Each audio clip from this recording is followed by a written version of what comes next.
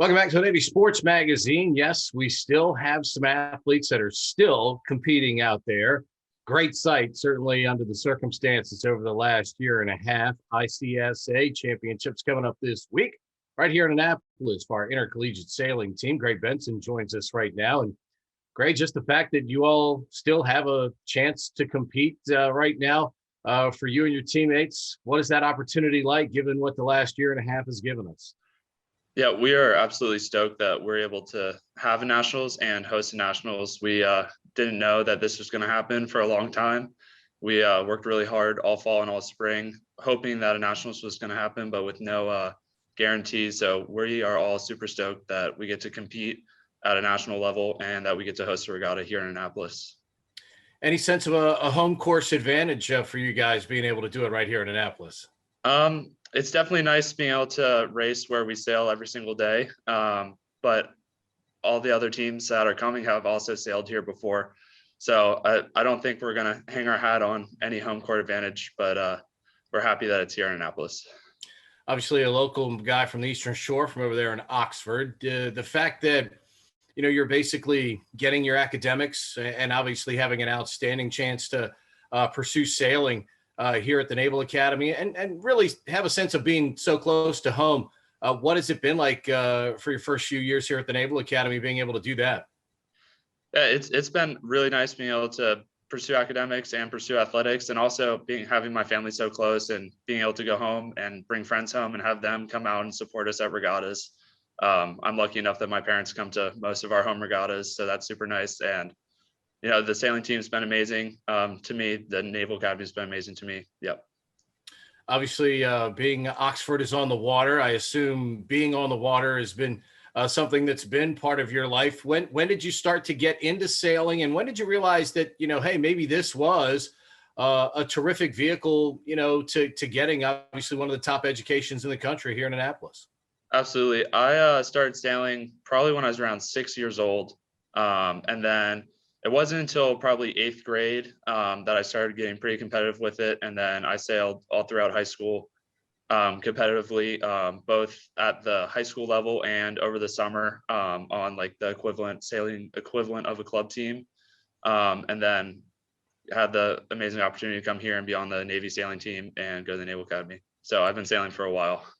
It's presented wonderful opportunities for you, this sport. You know, it's not just going out on the Chesapeake Bay, throwing up the sail and going out for a little while. What have been some of your better experiences so far between high school sailing and even in your time here at the Naval Academy so far? So I would definitely say that some of my favorite experiences are traveling with the sailing team here and being able to compete against people that I've grown up sailing with, people that I sailed with in high school, my former teammates that are now spread out across the country at different colleges, being able to compete against them, but still having that camaraderie and friendship at the end of the day. And then also I've been able to pursue some like not Naval Academy or really competitive sailing, but just like with my family, which has been amazing opportunities as well. Being a skipper, what kind of, I don't know if pressure is the right word, but responsibilities comes with that, because you know most of the people that you're sailing with are very accomplished, and leadership is certainly very important when you're out there on the water. Right. So as a skipper, I would say that I do most of the communication outside of the boat. So my crew, Madeline Pruzon does, and Colin McGovery, they do most of the communication inside the boat in terms of talking to me about what's going on the race course. And then I do most of the communication with our two other skippers. So I do most of that communication outside the boat and maintain that kind of course awareness. But it's really a team effort. I couldn't do it without my crews, and yeah. I was going to say, to that extent, because you got several voices coming together there, what's the key to making it all work and work successfully when I'm sure everybody's got an opinion and you're trying to process that information as quickly as possible to help your folks on the water? Yeah, I think that the biggest key is having absolute trust in both your crew and your other teammates. If your crew tells you like need to do something right now and you're not focusing on that, you need to trust their instinct and do that. And it's the same with your teammates. If they tell you that they're seeing something, you need to just be able to trust what they're saying and what they see and be able to execute their vision as well as yours on the water. I think that's the biggest key to success for us, is having good communication and absolute trust in your teammates.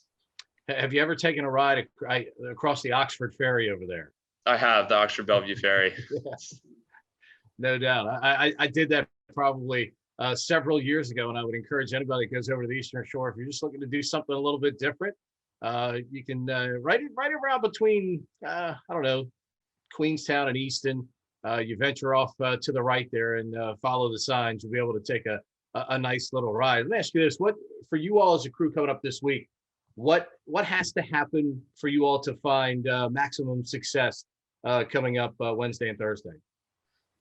I think to find our maximum success coming up, we need to really just sail with our heads on straight, minimize mistakes, minimize the little mistakes, and just sail fast and trust each other and just minimize the number of mistakes that we make. And I think that we'll be set up well to have a good nationals.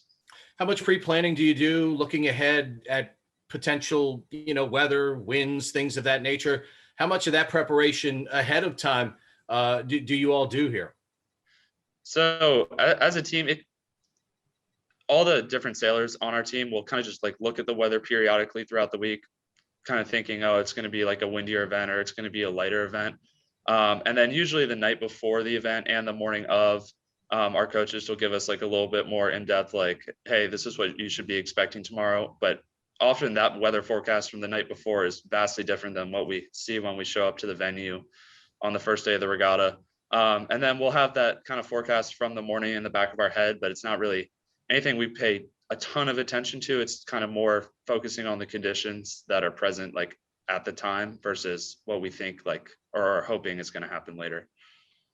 Both intercollegiate sailing and offshore sailing with activities this week. We encourage you to go to navysports.com to get the latest information on that, as both will be held here starting in Annapolis. Gray, appreciate you taking some time for us, and best of luck to you and your teammates and continued success out there on the water. Thank you very much. Appreciate it.